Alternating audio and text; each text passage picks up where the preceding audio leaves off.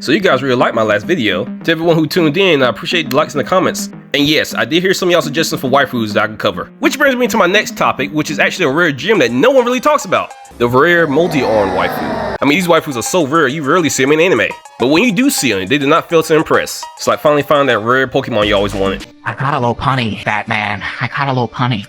Waifus like this are even in gaming, with Rana Witch being the one that everyone knows. I mean, seriously, I think almost every Tarnish that played Elden Ring married Rani at least once in their gameplay. And trust me, my brothers, we all know why. You're trying to see what those 4 blue hands can do. Doll or no doll, we all know we will smash Rani. Especially after fighting all those monsters and demigods on our quest line, we better be able to smash. And I know smashing a blue doll with 4 arms sounds weird to some, but I mean, there's also players, female players per se, who will smash her stepbrother, Blide. And don't ask me how I know this, but trust me, it's true. Women can be freaks too. Women also have a thing for smashing monsters for some reason. But we're not here to judge. We are all here for one reason only, to find out if it's wise to smash a multi-armed woman, and to find out the pros and cons of it. And before I continue, there's also one more multi-armed woman in gaming that not many people think about anymore. Minstrel from Metal Gear Rising.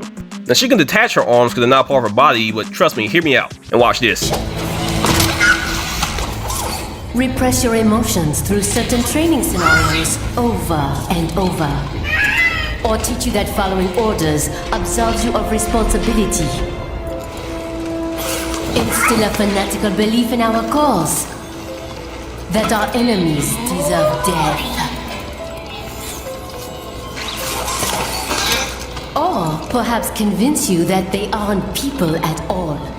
That they are less than human. That they are like animals.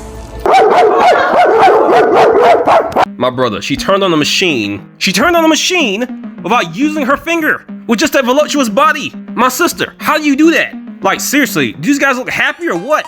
Now, one more honorable mention for Marvel. Olivia Octavius, aka Dr. Octopus. Oh shit, damn! I didn't draw this, but whoever did need a raise. God damn. Spider-Man is too goddamn lucky. Lord have mercy. We must stay focused, brothers. We must stay focused. So looking through the internet to try to find some ideas or articles about why these women exist in the first place.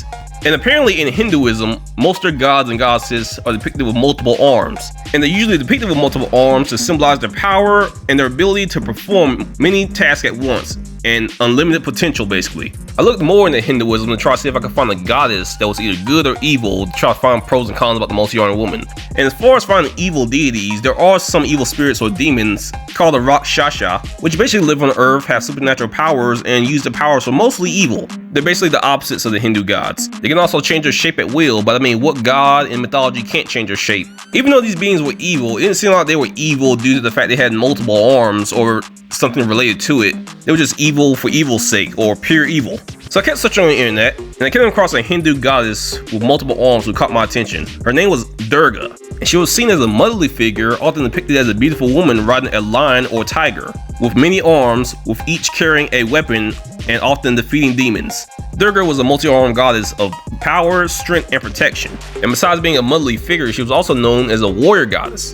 And in her mythology, she was said to be created by another deity to defeat the buffalo demon. Now, why was she made to defeat this demon specifically? Don't know. It honestly seems like every Hindu god or goddess is just extremely overpowered, so I don't see why they would need one to defeat one demon. But she defeated it. And after reading a little bit more about Durga, I've come to realize what the multi-armed woman is actually meant to be in the story or even in anime. Now peep game and lock in real quick. Think about every multi-armed woman you've seen in fiction so far in your life. This included Marvel, DC, anime, and gaming. And besides being very beautiful, what does all these female characters have in common? My conclusion was that they're all meant to represent unlimited potential in some way and overpoweredness. So after reading and figuring this out, I came up with the pros of why you should smash a multi-armed woman. Number one, she's useful as hell. The multi-armed woman can usually multitask very easily. Hell, a woman like this can probably do your taxes for you in less than an hour. If you're too young to understand how sexy that is, just understand that is a green flag, trust me. Now the best and obvious pro is what she can do with those hands while you're smashing.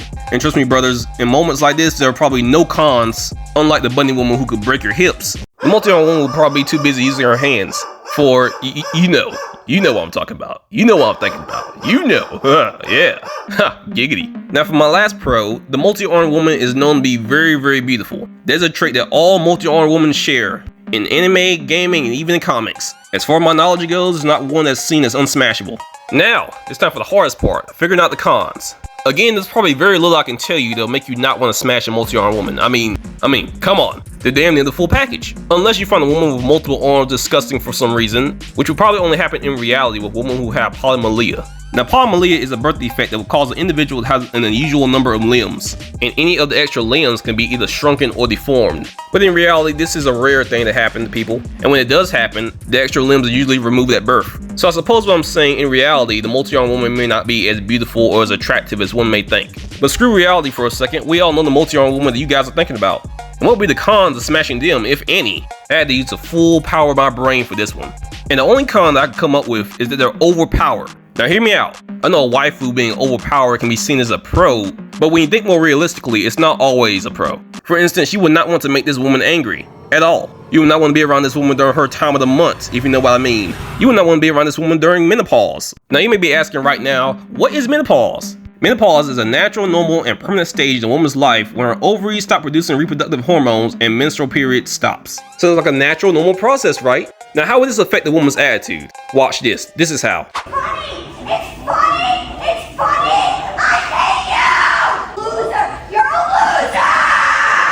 Now that's just an example of how women may act during menopause, but it can be a lot worse, like domestic abuse type worse. Now we all know that men are usually a lot bigger than a female counterpart, and so when a woman starts crashing out and gets all in her feelings, we can just ignore it. However, with the multi-armed woman, you're not going to be able to ignore it at all. In fact, you may actually just need to run. Now you may be thinking, well, I'll never do anything to make her angry. My brother, you don't have to. Women can be very, very, very emotional for reasons that men to this day have never understood. And to be honest, it may be very rare that a multi-armed woman even gets angry in the first place, but when it does happen, you need to run.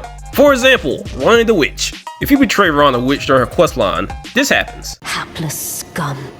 I won't have another whiff of thy rotten breath. I have spoken. This is the third time, fiend. Enough of thy unbearable breath. She literally kills you without even touching you. And it's not even like you're weak. Before you get to Ronnie at this point, you have to kill multiple other enemies. And attacking her is pointless. You literally do no damage. She'll just get pissed off and leave after a while, and then you're locked out of her quest line forever. Don't do this in Elden Ring. Ever. Another multi-armed woman you won't want to piss off is Senjimaru. And look, to be honest, I don't even know if you can stand near this one without dying. Some beings in this universe are so powerful, if they stand near you, you're dead. And I don't even really have to mention her Bankai, which can shake the whole Soul Society, from her just unleashing it. Now, like Ron the Witch, she's relatively calm, but can you imagine if you actually made her angry? My brother, you're cooked. And even characters like Robin from One Piece, we still have no clue where her full potential is yet. She can sprout multiple parts of her body out anywhere, which is already overpowered by itself. And just to add to that, during her last fight, she actually transformed into a demon. About snap the bitch in half. If you're not picking up what I'm putting down, you need to think a lot harder about this. These are not the type of woman you have a one night stand with and try to leave.